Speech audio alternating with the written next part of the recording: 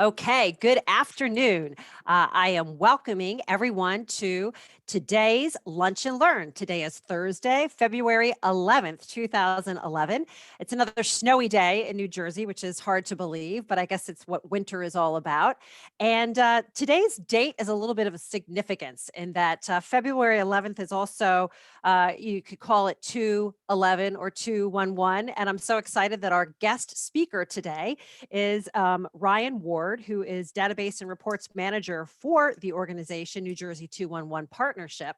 And I want to remind everyone, if you've been here before, welcome back. If it's your first time with us today, we're happy to have you. This is a conversation. This is our lunch and learn. So if you're nibbling, if you're sipping your soup, we're okay with you leaving your camera off. If you would like to put your camera on so that we can see your smiling face, we're happy for that too. We're just glad that you've joined us.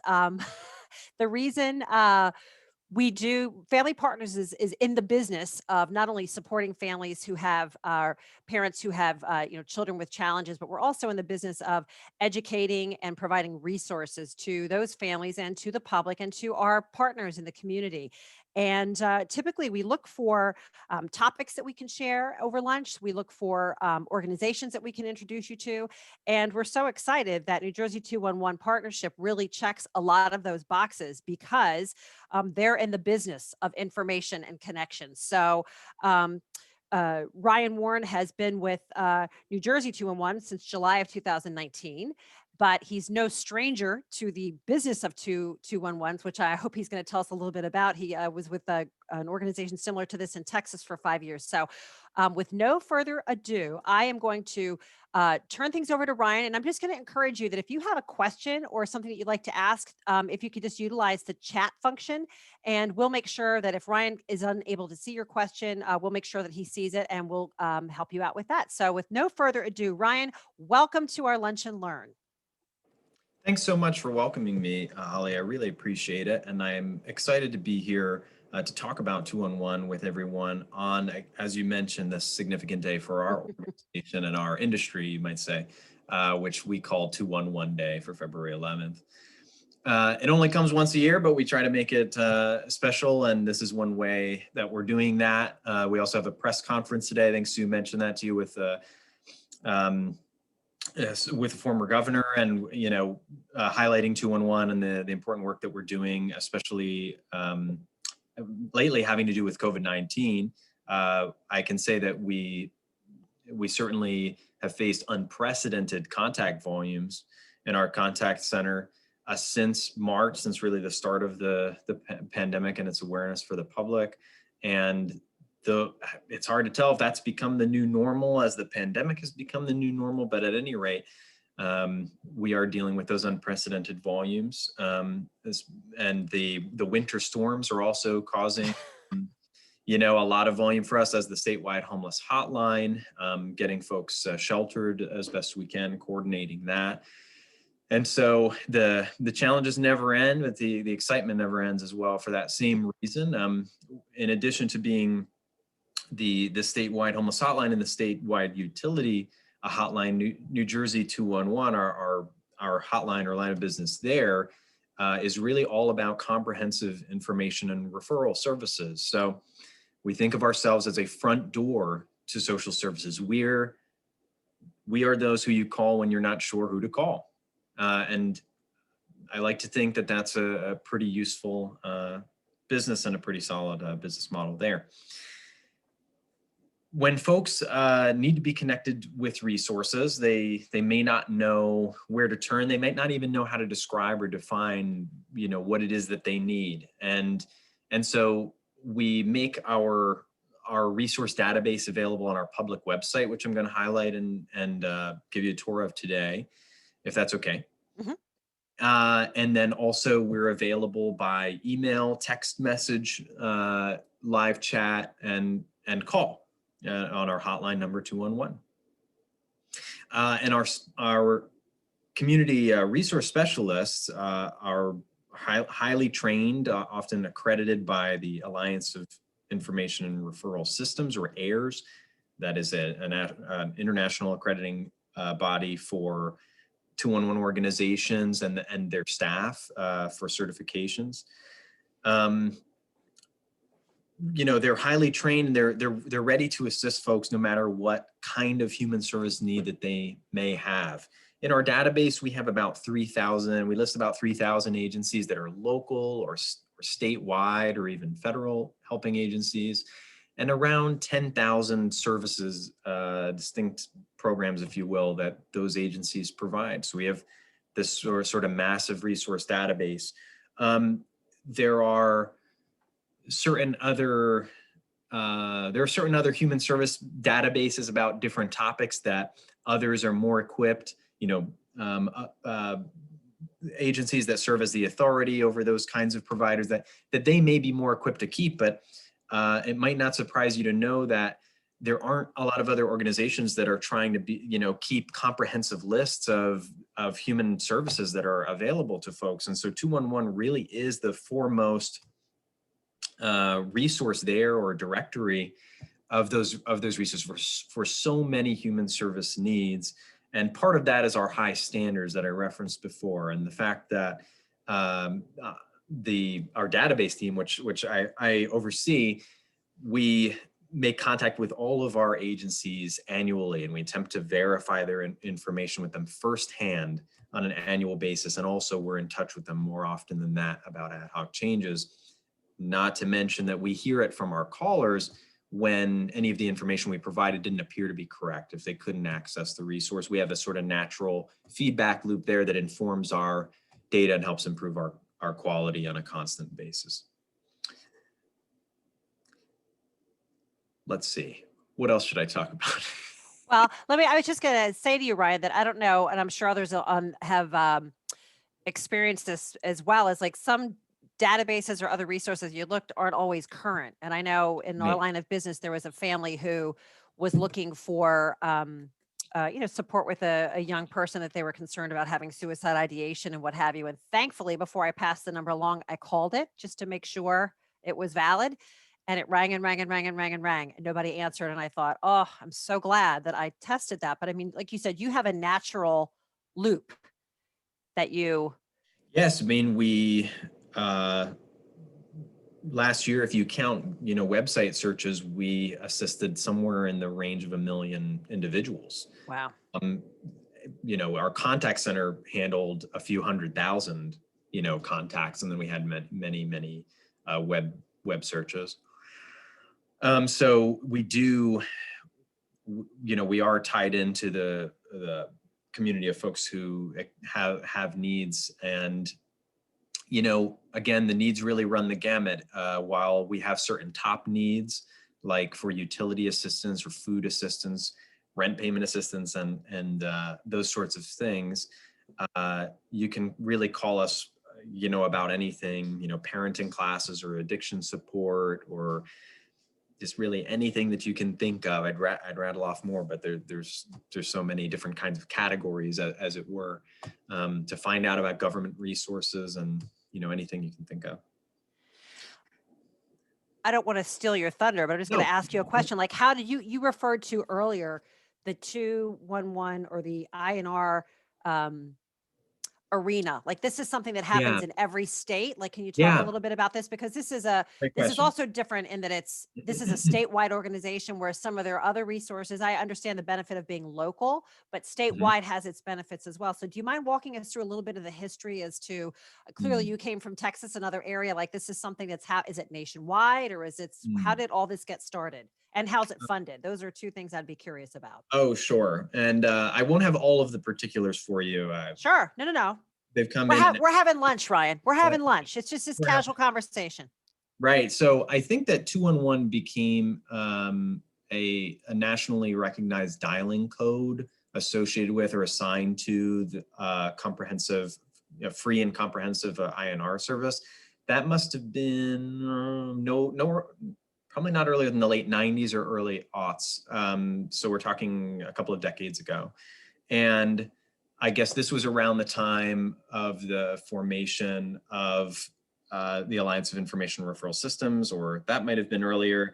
But at any rate, yes, it is a nationwide and even international phenomenon that there have for many decades, been local organizations providing information referral service. And I'm going to keep using that term, so I might as well sort of describe it in more detail, which is the idea of assisting someone by either providing information about or referral to an agency or an entity that can provide assistance to them with whatever their need is. So we call it INR for short. Yes, it's a nationwide phenomenon that you have these local INR organizations decades ago that started to become grouped and coordinate with another, at least on the statewide level, and start to become look to these standards to standardize their operations and also be recognized and be accredited and bring legitimacy to their operations. But it is different in every state, and in some states you have a statewide network and coordination where calls may come into one queue, or anyway they're in one platform that can be shared among call centers for redundancy and support. That's the way it is in Texas, where also 211 is really written into the state statute as like an official program of the state that's operated through the state's Health and Human Services Commission. And there are contract dollars associated with that don't comprise the totality of the funding of those contact centers that do the work, but anyway are a significant portion. Whereas in New Jersey, 211 was a partnership with United Ways and ultimately became one statewide service that's still partnered with many of its original founders and partners, but also has many state partnerships, contracts, grants, agreements, and those sort of things that fund it. It's very varied, but there are certain core agreements that facilitate our operation. I've alluded to some of those already with our sort of core statewide roles that we serve. Does that answer your question? I appreciate that. What is there, like, if someone is curious about what all the areas are that you cover, do I go to your website, or how do I vote? What's the best way to know all of the different, I really think it's pretty comprehensive, but at the same time, what are some of the areas that you do cover, and can you say a little bit about them? For instance, I'm going to ask you first off about COVID. Yeah. Like, I know you guys have an Oh, yeah. official role with that. Like, what Yeah. exactly what kind of information do you provide, and how might people access what you have to offer? Yeah, great question. And I am going to show about this on our website. But essentially, we're doing the same style of information and referral, where we're attempting to be comprehensive and general, and share what information we can and connect people with the real helping resources that we can, whilst not taking on a case management style role that a so-called specialized INR service might do, or a different kind of agency might do. So when it comes to COVID, we were early on, broadcast as a number where people could call for information, because we're aggregating, information and best practices, guidelines, tips and resources and so on from state agencies like the Department of Health and the Department of Labor and so on, so that the folks who would normally call us, or the folks who've just found out about us, who get the impression, I can call 211 to find out what's what. I can find out what resources are out there to help me, or maybe I can just find out information. We're serving those folks when it comes to COVID-19. So we're able to refer people to vaccination testing sites and vaccination sites, and give them the latest information about that. We're able to share general information, always the latest understanding about transmission and best practices for prevention and so on, because some people call and they just express a fear about the virus, and this kind of goes to our broader service as well. Folks who call us again aren't always able to articulate, this is exactly what my need is, because this is the shortfall in my budget, that if I get help with this, just connect me with the right agency. Instead, it's, they may talk to us more broadly about their fears or their concerns or their situation. And then our highly trained staff were able to sort of talk to them and tease out and figure out, how to guide them, and to those assisting resources. Again, not in a case management way, not in a psychoanalytical way or anything like that. Just probing and having a conversation and sort of saying, well, this information might be of help to you, or this resource might be of help for you. Can you tell me, is this true about you? Is this true about, okay, it seems like you meet the basic eligibility criteria for this resource, so I will provide you their contact information. There's someone that you should try to reach out to. So we're doing the same kind of thing with COVID-19, I would say. As far as specialized services with COVID-19, we have been surveying callers about their vaccine interest. We started that back in December. That's less of a service, I suppose, to the consumer and more of a service to the state, which I'm not sure if you were interested in that as well. But I'm interested in it all, Ryan. I'm Yeah. interested in it all. Sorry, I'm full of disclaimers over here. That's it's all good. It's all Yeah. good. So we have been conducting the sort of COVID-19 vaccine survey. It was more robust for a pilot period where we were asking about, so we ask about folks' interest in the vaccine. And then for reporting purposes, we pair that up with their demographics that we naturally collect, say gender expression and age, or age group, I should say, for the reporting purposes. And we're able to show, at least of the significant number of people contacting us, which may or may not be a statistically significant sample of the population in New Jersey. Anyway, we can show that, look, the younger cohort, actually age 20 to 30, 30 to 39, seem to be more skeptical of the vaccine than the older, and things like that.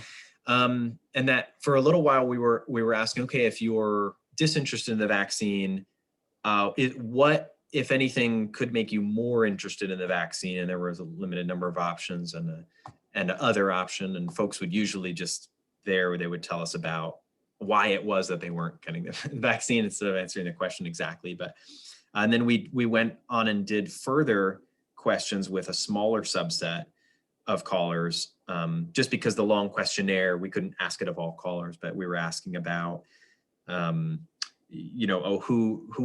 would be the source that you would prefer to receive updates, that you would trust the most about COVID-19, or, that sort of thing. Oh, and where would you like to attend what would be most convenient for a vaccination site for you, at your doctor's office or a mega site, and so on. So we asked all these questions and helped the state out, I think, in their efforts.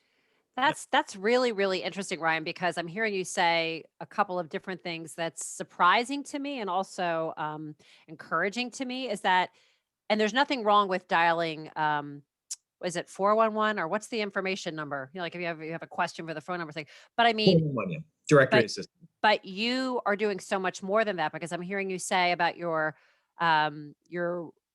team being skilled, because we know Family Partners knows exactly what you mean. People don't always come right out and say, here's what I need, because we don't always know what we need. We know what our scenario is and what our frustration is. So I think it's really interesting and awesome that your skilled workers are aware of how those conversations might happen. But I would never have imagined that you would also be in a information collecting role the way that you are and have been with the state. And I can understand why that's so important and so helpful to, again, the whole cycle, right? I mean, you're providing information that's needed based because people are telling you what it is they're looking for or what they're not looking for. Like you said, if it's not the vaccine, why?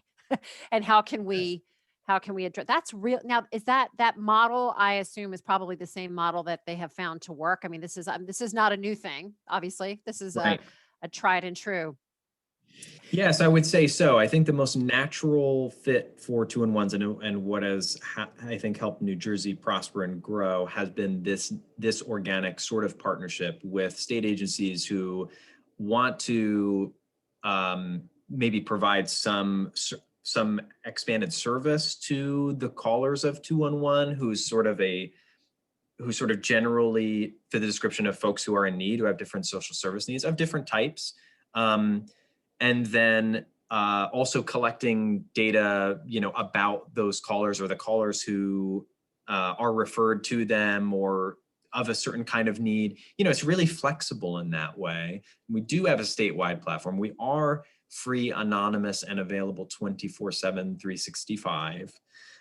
So there are a lot of, we have a lot of assets, as it were, including the statewide database, our public website, and our text messaging platform, which we're having more and more partnerships about with Department of Labor or other state organizations that want to send out text blasts, an SMS, text message meant to help people who have opted in to receiving our text or who can opt in with a certain keyword to say, hey, just a reminder, if you didn't file your taxes in 2019, you may need to do this to access the stimulus, as an example.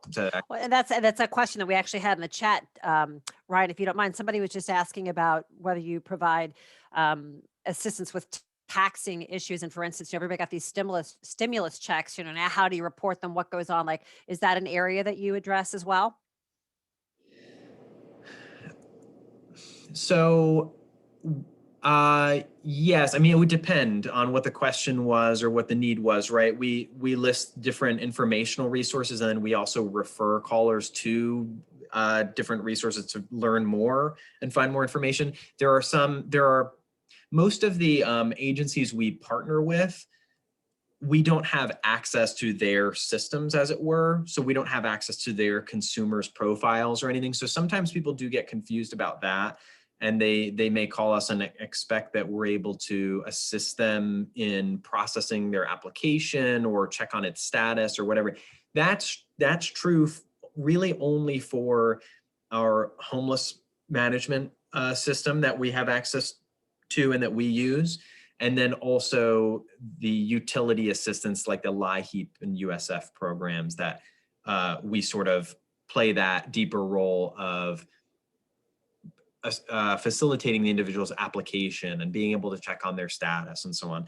But there can be some confusion when we send out text blasts about the CARES Act, stimulus dollars and this or actions that people need to take. And yeah, we do get a lot of questions back like, hey, well, my account number is this, or this is what the status of my case is. So can you do this? So then there's some education piece that needs to happen.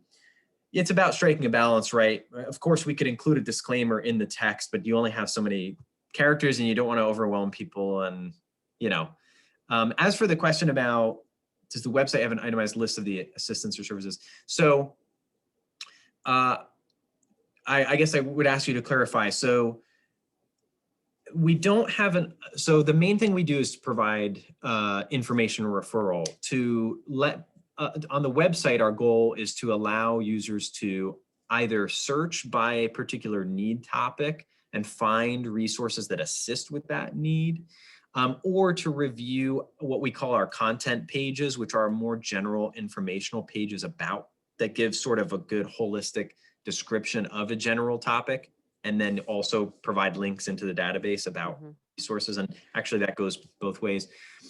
So no, I wouldn't say we have an itemized list first of the different types of needs that we can assist with, or so in that regard. We do have some suggested search categories that I'll show you on the website, and I'm excited to share that those are going to be built into much more robust, what we call guided search methodology there that can help users who don't necessarily know how to even start describing their need and do open word search and trying to match up to a need term or its definition.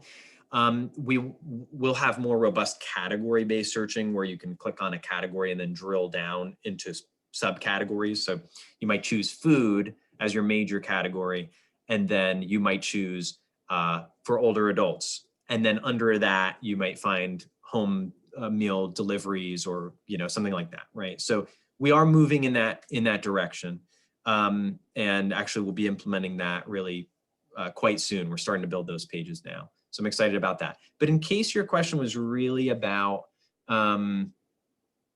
assistance we provide directly, I should clarify again that 211 doesn't really provide direct assistance. The closest we come to that is coordinating with counties to house homeless individuals on a temporary basis, maybe for a night. We do so-called motel placements, for example, where we are able to approve homeless individuals to stay at a motel if they have nowhere else to stay, or we can otherwise place them in shelters and other organizations. And then we're really doing that with county dollars in a way. Other than that, again, we do the utility assistance screenings. Even then, those aren't our dollars that we're distributing. We're assisting with the screening and eligibility process. So yeah, 211 doesn't provide direct assistance. So I would describe the list of the kinds of assistance services we provide as basically general and comprehensive information referral to human services, available on multiple platforms, including our self-service portal. That's what we do. Okay, I have another question for you, and I'm hoping at some point, are you going to walk through? Are you able to share your screen and walk us through the website a little bit? Yes, I don't know if you can tell that I'm stalling though. I love this question answer format. I'm kidding. I'm happy to show. Yes. Okay, but I have another question for you. Is if a family, this is a good scenario, a family would like to get a better understanding of how they can help if they're having difficulty paying their utilities. Like, would you be a good resource to call as far as a place to start, or how in that scenario might 211 be of service? Yeah, that's a perfect example of a reason that someone should call 211, especially if they don't wish to use our website for any reason, or they're having trouble finding resources on our website. But we don't discourage calling by any stretch. So they might call, or they might hop on our website and start a chat. We do, again, live chat if they're more comfortable with that. And in multi-languages, I understand, right? Don't you have the ability to do other than English? Yes, we do. And so we have some bilingual specialists, not a lot of different language coverage on our bilingual specialists, but we do have an agreement with a multi-language line. So we can always call in an interpreter. We can handle any language if anyone calls. Wow. Absolutely. Thank you for that question. And so utility assistance, if somebody said, I need help paying my utility bill, or I think that I will soon, definitely call. And what our agent will ask, they'll ask you about your location first and foremost, because that determines your geographic eligibility for a lot of local resources, right? So they'll ask you for your zip code, and from that they'll establish your city, county, and confirm those with you. And they'll ask you certain demographic information, which can factor into eligibility, but is also just important to the data that we collect for our partnerships and so on. It keeps 211 going. They may ask you about your military status. And I'm sharing this for anyone who hasn't called 211 before. They may ask you about your military status and your disability status, because those are two other key sort of statuses that can qualify folks for resources that folks who don't meet those criteria wouldn't qualify for. So we do ask about that. And also we share that data with our partners as well. The percentage of our callers who stated that they had a disability and what were the types. We work in partnership with the Division of Disability Services at the state. And so after they, ask you some basic questions, they're going to get a feel for your situation and find out, why it is, that you're seeking assistance. Is it that you have an overdue bill already? And that, they'll look for state programs that you might qualify for. If it's utility assistance, they might do the, screening for those programs. But they can also otherwise refer you to local organizations, maybe your county Board of Social Services emergency assistance, or local helping organizations that tend to assist with those kinds of basic needs, like rent, utilities, and food, and sometimes clothing. Clothing is a good one. I didn't even think about that. I mean, and food, you mentioned food. Do you have food banks, or? I'm sure that we're the foremost compiler of food pantries anywhere. We have the list. We are the go-to. And so, again, in case that question was actually about the list of resources for a particular need, yes, you'd need to search by the right kind of need. And again, we're going to make that easier with our category-based searching. But for food pantries, the term is food pantries. And there are different other companion simplified use reference common language terms that you could search by and find the same thing. But if you search food pantries as a topic search on our website, and you don't filter by area, you're going to find the complete list of known food pantries serving the public in the state. The only reason we wouldn't list a food pantry, we do follow, we have set inclusion and exclusion criteria for our resource database, as you can imagine. Reasons that we wouldn't include a food pantry might be that they asked us not to be listed because they could not handle the referrals that we were sending them. There are things we can do to limit the referrals that we send a particular provider. It's not something we have to do commonly, but suppose that a provider was just overwhelmed by 211 volume and said, you know what, we have enough people using our food pantry every week. We go through our food anyway. We don't really need to be listed with 211. That's just going to send us more people who won't be able to be helped. So that's one reason. If we got a valid complaint about a provider, if they mistreated a consumer, discriminated against a consumer, refused service, didn't provide the service reliably or according to the schedule they've told us that they'll provide it, that's not too common. But otherwise, we have the list of food pantries in New Jersey, I would say. Because I know that's something in our line of work, it changes, especially during COVID, right? You have different ones that have, thankfully, right? Thankfully, that have come into existence that weren't before. Yes, and that's why it's so important that we have a dedicated database team here at our organization. It's 4 staff that I oversee, and so their constant mission is to ensure that our database is up to date, comprehensive, free of errors, and that the data is kept in accordance with our style guide, which is something I haven't mentioned yet, but it's basically our policy document that dictates how we keep our resource data so that it's consistent and usable for specialists and self-service users. Now, go ahead. And no, any other questions you have before I go to the website? I'm like, I've been getting some chat, so I really appreciate that from the folks. But let me just ask you one. This might be a silly question, but it seems like, especially when I think about trying to register for the vaccination, like there's a population of people out there that aren't very tech savvy. Yeah. And they're really, I think, struggling more than most. And it might be a matter of financial challenges with being tech savvy. It might be an older population. Do you feel, based on the numbers that you've collected, do you feel that you're still serving them, or is that a challenging population to reach? Just obviously, I mean, your technology, I love hearing about how you're using technology because you're smart with it. It's not just the databases, but it's like, are we asking the right things? Are we connecting with the right people? But I mean, what about those who are just having a hard time being connected? Or do you feel like? So we have certain marketing efforts, first of all, to try to make sure that folks know about us, right?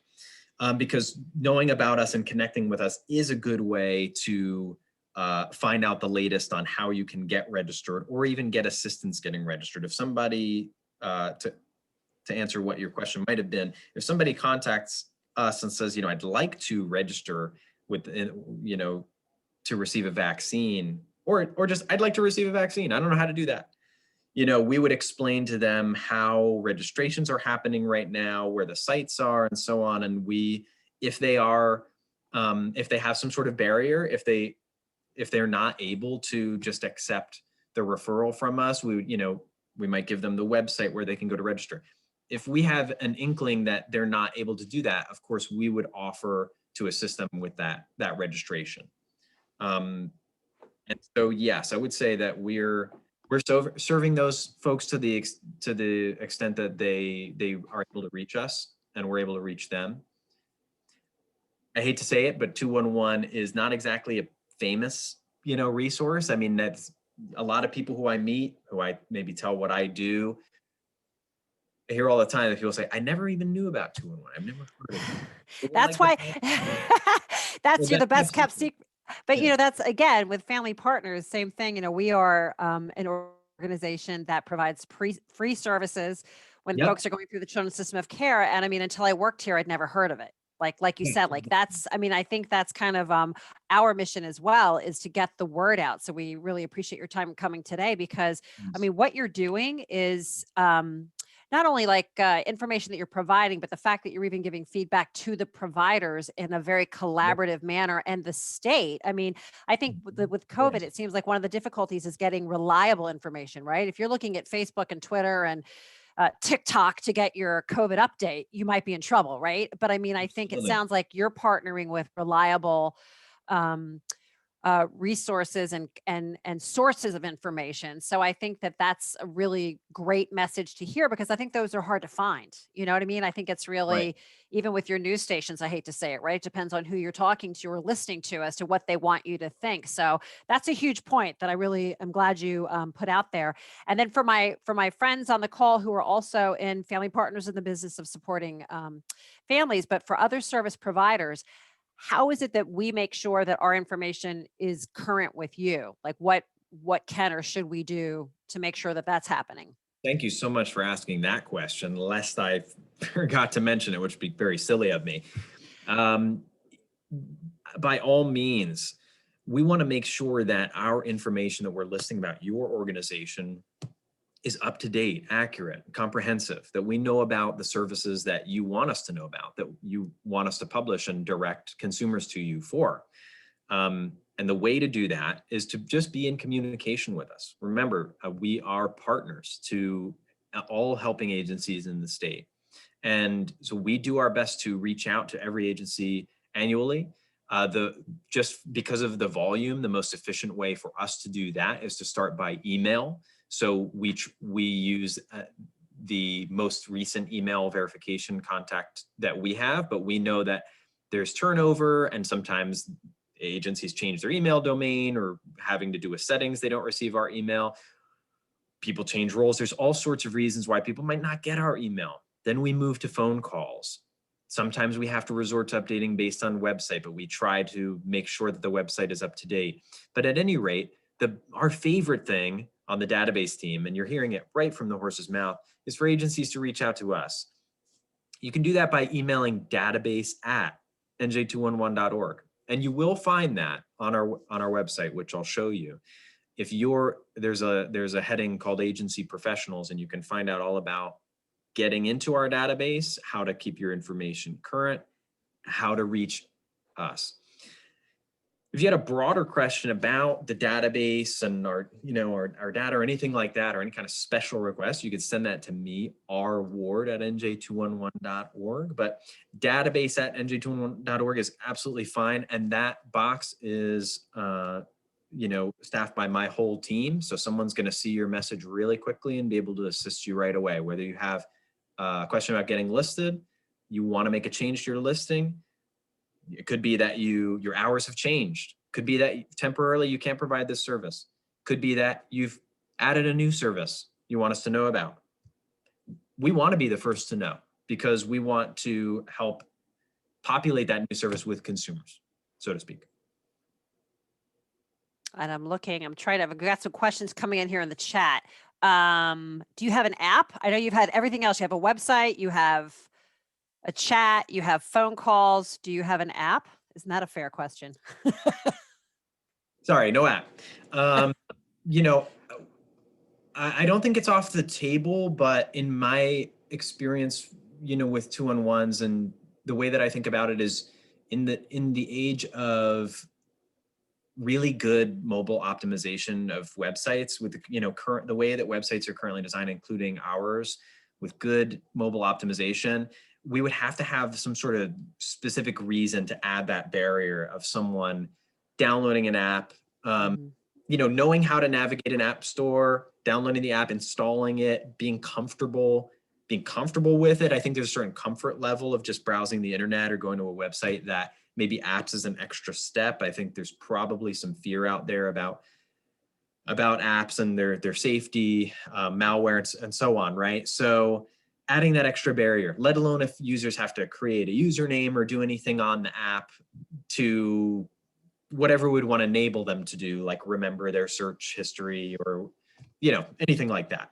I mean, their search history for resources Mm-hmm. for themselves, or anything else, right? So I won't reveal what we're doing about an app or where it is on the table or what have you. But no, we don't have one now, but we are very proud of our website and proud of the improvements to it that we're working on right now. And you have every right to be proud. I'm liking everything I hear is very, very helpful. And there's a question that Maria is asking. I'm not sure if I'm understanding the question. So Maria, if you want to unmute and hop in if I'm not reading it correctly, but I think the question regards taxes for people who might not have social security numbers. And I'm wondering if you have resources that might deal with that very thing, or I don't know. So Maria, if I'm not asking the question correctly, please hop. I'm just asking if the helps that they provide or the organization they will send to us, right? Are these organizations help people with TIN numbers, holders, people that don't have social security number, but they do fail taxes? Okay, so assisting them how? Just assisting them in the way that we assist our other consumers? Right, yeah, in whatever they could need. Yes, there are no eligibility requirements for our service of providing comprehensive, free, anonymous information referral services 24/7, 365. There are no eligibility requirements for that. That was an excellent question, right? Thank you. Thank you Yes, very thank much for you. asking that. And And I it think was- anonymous, right? We keep forgetting anonymous. And I think It that is. really is awesome because there oftentimes, there's many reasons that you might be embarrassed to ask for help with a lot of things, right? Sure. So that's really huge. Thank you so much for that question. We do ask, we tend to ask callers their name when they call, but they don't have to provide it in order to receive services. So that's the sense in which I say we're anonymous. Not to mention that you can access our website, search our database anonymously, or text, and not, or email, with some of our methods, there's a little bit less, the name is less likely to be asked in a way. The intake might be abbreviated, but we ask names so that we can link that contact up to a profile that we have for that consumer, which is really nothing more than their contact history. But that way our agents are able to see, okay, what referrals have we provided before? Also, it will load up their demographics for us so that we don't have to waste their time asking them their demographic information again. So that's why we do sometimes ask for name. And then with Homeless Hotline, that's not necessarily going to be anonymous. We might have to collect name in order to place individuals and assist individuals, right? Because it's more of an intake and coordination. And I could say the same for our utility assistance screenings. We have to have like a name and address and so on. But for our general 211 services, or just a call with a question, find out information about resources, or find out who might be able to help you with your need. No, there's no requirement to reveal your identity or anything like that. And Ryan, I just want to underscore something that you said that I think is really important regarding this topic, is that when you're asking information from people regarding age bracket or or interest in a vaccine or what have you, it sounds to me like the reason you're asking these questions is how to help you give better information moving forward, not because you're judging whether or not someone is eligible to receive a certain helpline or information. I mean, it really sounds like you're just trying to better understand the nature of the call and what information might be needed in the future. Because I can understand that there are folks who are afraid to share information for a lot of different reasons, but that really shouldn't be an issue here. And it sounds like I don't have to answer any questions that you ask me, but that you're asking it so that you can help more in the future. Is that correct?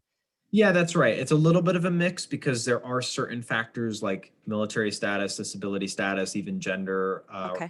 that can factor into the referrals we provide, and collecting it in a uniform way across our calls sort of lends to a more efficient business process, where then when we get into providing referrals and our agents are searching for resources, they're able to sort of scan the eligibility requirements. Right. In other words, part of what we do is we build rapport with our callers, talk to them, make them comfortable, treat them with respect and empathy. And within that process, I think it would be disruptive if, if we didn't collect that kind of data, then we'd have to stop a lot more in the referral process and say, well, this resource is only available if you meet this, and this condition. Do you meet all those things? Oh, no, you don't. Never mind about that one. That would also be discouraging. So it's helpful to get a good background sense from the caller and then be able to sort of scan through the resources and volunteer those that seem to be a good fit. Mm. I love it. That's I applaud the wisdom there. So, are we going to get to take a peek at this website? Are you able to do that? Absolutely, yes. So let me go ahead and share. And I'm going to say while you're doing that, keep the questions coming. Our participants are doing a great job today of firing out some helpful questions. There we go. Yes, they are. Thank you so much, everyone. So you can see my screen here, I take it. Yes. Yes. Great. So what you're looking at is our homepage at nj211.org. I encourage you to visit the site if you haven't. It's before I get into the searching of our database, I want to highlight certain other features. So right across the very top of the page, you're seeing our banner of sort of our most urgent information that we want to share. And it's scrolling between two topics because it's hard to decide right now between COVID-19 related information and warming center information. It's cold out there, and where I reside in Hunterdon County, we got like 2 feet of snow, last week. So people need shelter, and we want to make sure that they don't have to guess about how to find it on here. We want to throw it right up on that top banner. I do want to jump to these pages to show you what they look like before I show you some other things, especially the COVID-19 page I want to highlight, because that's the topic on everybody's mind right now. And it's something that we are all called to assist consumers with and try to help them however we can and make sure that they're on the right track and they have the most up-to-date information. This is a great page for that. So it's all about COVID-19. You're going to find a lot of sub headings here, and we're trying to keep this information as current as possible using all of the most recent information from the state, the federal government, and any other verifiable sources. We want to point folks right to those state resources, right? So we point them right to the COVID-19 dashboard because a lot of people just have questions about how is it going? How is management of this pandemic going, right? So we want to point them right there. We also point them straight to the COVID-19 website, the official website for the state, where there are so many resources. That said, we also think it's our role to give sort of background information. And anyway, this is the model we take on other content pages on our site, is we try to synthesize and give you good background information and overview on the topic, and then integrate links, to those resources that can help. So this is an interesting tidbit right here, right? So, we're mentioning that folks can actually search our database for food pantries in order to contact them and donate food. If you don't know where food pantries are, you can get the donation process started by contacting them, or a food bank. But you're going to, this is a good way to see what food pantries are in your area to get the process started. And I'll just show you what that looks like because it's going to trigger if I click that, I open a new tab. I did that on purpose. Normally, I think it would jump to it. It's going to jump into our database where it says results for food pantries. I have the option to limit and sort by, my zip code. Does anyone want to volunteer their zip code here? I'll do my 07869. Great. So I can, did that not work? I think I don't have. Sorry, I must have clicked off my number lock. That was weird. So 07869, you see that there are 22 food pantries that serve someone living in that zip code if they meet the other eligibility criteria, but you're geographically eligible for these 22, and they are going to be sorted by distance from the center of that zip code. So as I go down, you can see the distance is getting further away.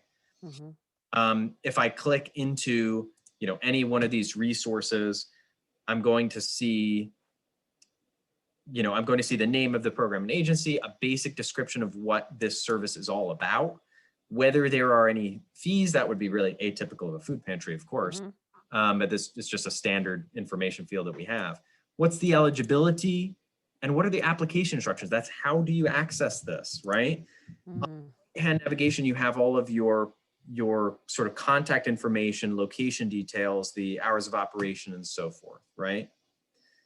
You also have the ability to report a problem right here. We don't need to just rely on our callers to find out if something maybe doesn't sound right or there's something we need to look into with a resource. Anybody using our website can click this link and it will set them up to send an email to our database team to say, hey, I tried to access this resource at the time that it says it was open. It wasn't open at that time. We'll look into it. We will contact the agency and find out what happened.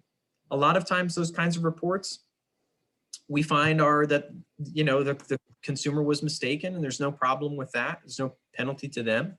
But we just like to check in on those things. And we think that, we think it's helpful to have that feedback loop. Here's one of my favorite features on our website too. It's the directions feature from location. So what this is going to do is pull up Google Maps with the location of the agency in the destination field so that, if you're a consumer or you're helping someone who needs to get to this food pantry, you put in their current location and then you can choose, of course, the mode, walking or car, and you can give them the fastest and therefore the most cost-effective route to get there. So I like that that's integrated there. And there's some other integrations as well. This little mail button here on the left side, that'll pull up basically a link to this resource profile that you could send to someone. If you just said, hey, here's a resource I think could help someone, I want to send that. You could post about it on Facebook, Twitter, LinkedIn. You could print out a record of this profile here. So this is what a profile, a program profile looks like on our website. But getting back to, I was on a topic page here. So the COVID-19 topic page, we've got news from state officials by press releases in case someone wants that. And I have to give my compliments to Sue Ross, who was going to present today and could have presented in excellent fashion. She and her marketing staff are the ones who really maintain the content pages on our website and have the tall task of keeping this the quickest changing information up to date. Whereas it's also in some ways the role of my team, the database team, when it comes to news announcements, press releases, really quick changes or very short-term resources. Actually, we host those in a more direct way on the website, not necessarily in the database. And so if you keep going down on this page, you're going to find more and more information. This is a nice overview of, different kinds of needs that you might have and just quick overviews about them. And then if you keep going down, you've got all the way at the bottom, short-term resources. This is where you can filter by county and you can see, okay, what are the quick resources that, so what are the resources that are available for my county to help specifically with COVID-19 that are short-term. The longer-term ones are going to be like this, the state programs and could be local programs, but a lot of the local programs are going to be really short term and they're going to wind up here. So this is really good for you all to know about. And if you assist consumers, this is really good to know about. That if you go to our COVID-19 page, which again, you can access on the top banner, go all the way down to the bottom and choose the county to see some short-term resources. Otherwise, you're going to want to search in our database. And I'm going to give you the other foremost hint that I can give you there when it comes to COVID-19, which is that the main way to search on our website right now, before we have those guided search categories, filled out, is our open word search here. Now you can choose to search by topic, that means like the need, or by an agency name if you know of a certain provider. That's when that would be useful if you want to look at their information, or the name of a program. So typically people are going to search by topic, right? And if I type in food pantries, this is going to take me to the page that's meant to match up with that need and make sure that, and set me to search for the right need. And what you're going to see here is food pantries and also kosher food, because the phrase food pantries appears in the definition of that term. So if I click on food pantries, that's going to take me to my results list that we saw before. Okay. So within this open word search, one thing for you to know is that when you want to search for COVID-19, it can be a good idea to type in COVID-19, not as a topic, but as a program search, because a lot of the programs about COVID-19, we've put COVID-19 in the name of that program. Okay. Or, and you're going to see it in the description and so on and so forth. These are going to be alphabetized by default by the program name. If you don't, even if you sort by area or zip code, most of these are going to be statewide anyway. So they're not going to reorder, but there's about 25 programs that have COVID-19 in the name that you can pretty easily sort of scroll through and see, oh, okay, I do want to know about general information, or I do definitely want to know about fraud, hoarding, and scam reporting because I just heard about an incident of that. So I'm going to click here and I'm going to look at, the website that should be appearing here. Okay, I'll have to look at why that's not appearing. But anyway, so COVID-19 is a good search term for you, but you want to do it as a program search. So that's a tip for you. Any questions so far before I show a little more about the website? We have a specific question, but this is a good test of your system, as we have one of our participants said that it's in the chat. I don't know if you can see it, Ryan, about licensing your pets. They've called their town and they're not really getting help with if there's support on doing that. Licensing the pets, like so. Or I'm sorry, getting them vaccinated, I think, so that they can be licensed, I guess. Vaccinated for COVID-19? Or I don't think so for COVID. I think they have to have rabies. Is that what you mean? I think. Like if they have to be to make their licensing, they have to be up to yes, snuff on their. a rabies vaccine. Yeah, that's a great question though, because you can't license your pets if they're not registered or if they're not vaccinated with rabies for rabies. Thank you so much. Absolutely. Thank you for the great question. Let me just try, I'm going to do vaccine here and I'm going to see what we have.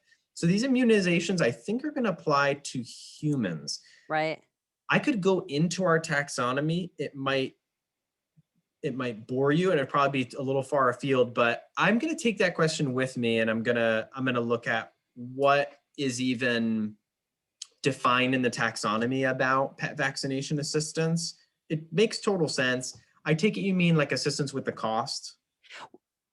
Well, or it might even just be, it's really for the registration, I think. Like you're registering animals is contingent on them having certain shots. Yes. Right. Typically they would get those, I think, from a vet.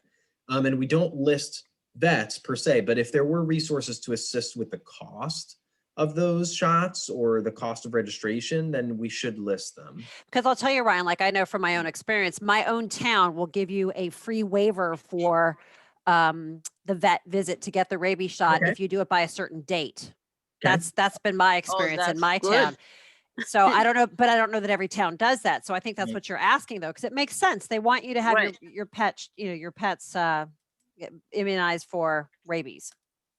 Let me see what comes up under pet. If I I was trying to get help for the vaccine. If they could give me some help financially, because otherwise I won't be able, like you said, I won't be able to license. Yes, for the pets. Yeah. Right. Yes. And you do mean you said rabies shot. Yeah. Yes. Okay. So I'll take that question with me and I'm going to analyze that, and whatever I come up with, I'm going to send to Holly to be shared. That's great, Ryan. And Maria, I will share that with you. And someone shared in the chat that VIP, hold on a second. I just lost the chat. That VIP pet care is an excellent source. Okay. So that's something else, Maria, you might want to take a look at. Thank you for sharing that, Michael. Is that like a statewide nonprofit or something like that? Michael, feel free to unmute yourself if you'd like to answer that.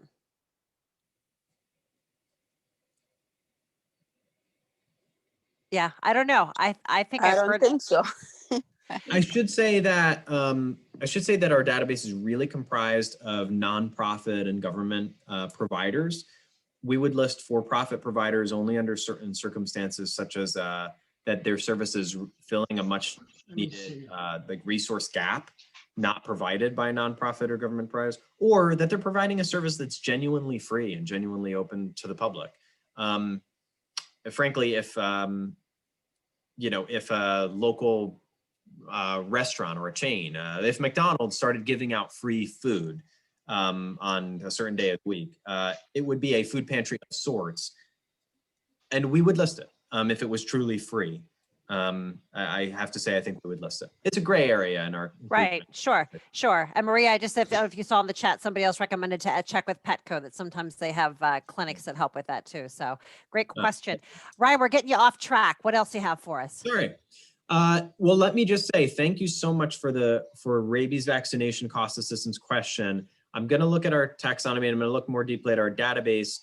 But what I will note is that, questions like this don't only help with us making sure that, hey, we're listing the resources that are out there and that we're thinking about the needs in a full and comprehensive way, but also it helps us think about how folks search for these needs. So if I didn't find anything by putting in the word pets, and this will really more inform our guided search too, but if I didn't find anything by putting in pets, but we are listing vaccination, cost assistance, that's a problem, and then I'm not finding it. So this would just be, in essence, great passive feedback for me. I have to tell you, Ryan, I think job security is good for you because you will never be done or finished. Sure.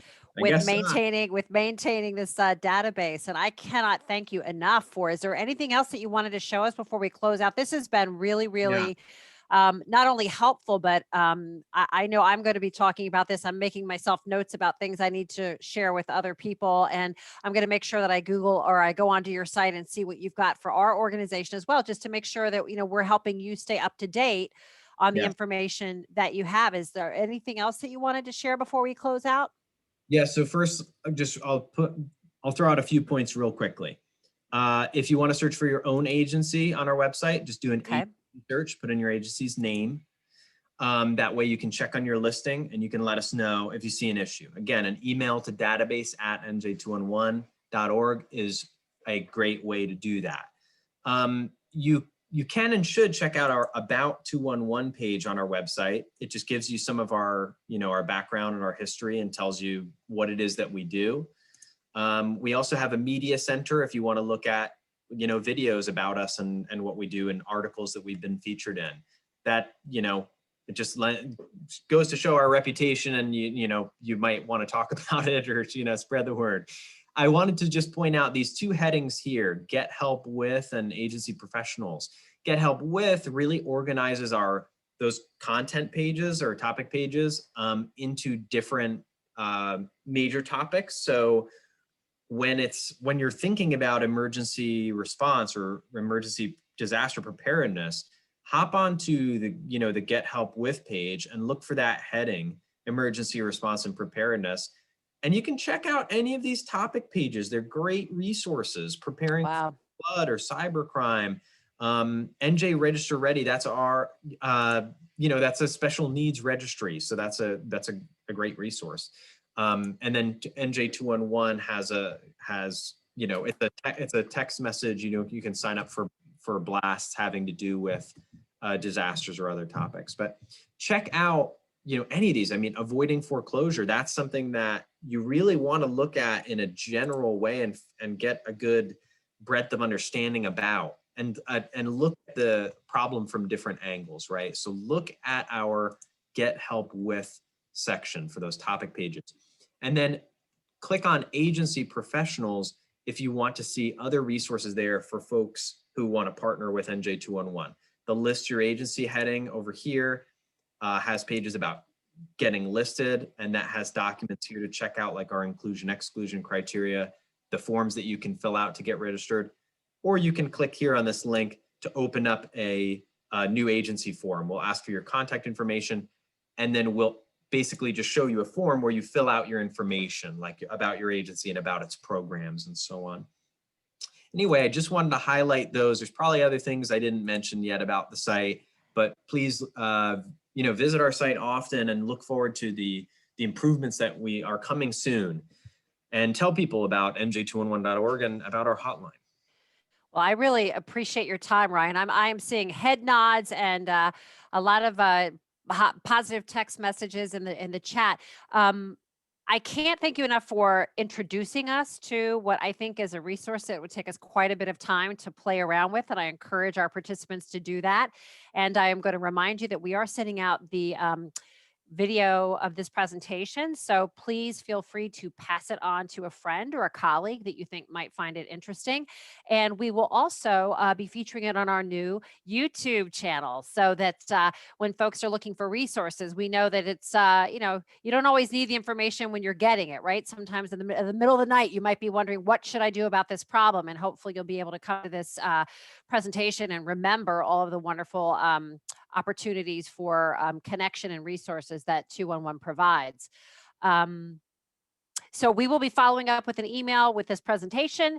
I will encourage you to share the information that you heard today. And of course, I'm thanking Ryan, and I'm reminding our friends that we're here every week. We have lunch every week with an expert. And I am very proud that on February 11th, 211, Ryann Ward joined us. So Ryan, thank you so much for your time. And it really is so encouraging in this day of changing information and uncertainty. It's nice to see that there are some really smart people putting together really clever programs. No, you deserve it, Ryan. Go on. I'm telling you. But it's really, you're using technology with a nice blend of human common sense and compassion to really bring information to all of us who are in need of information on so many different topics. And it really, it's great to hear. And I will absolutely I have a big mouth, right, friends? I'll be telling everybody about it. So thanks for making time with us today, Ryan. And folks, we hope to see you next week, or please check out one of our support groups. We have support groups for moms, for dads,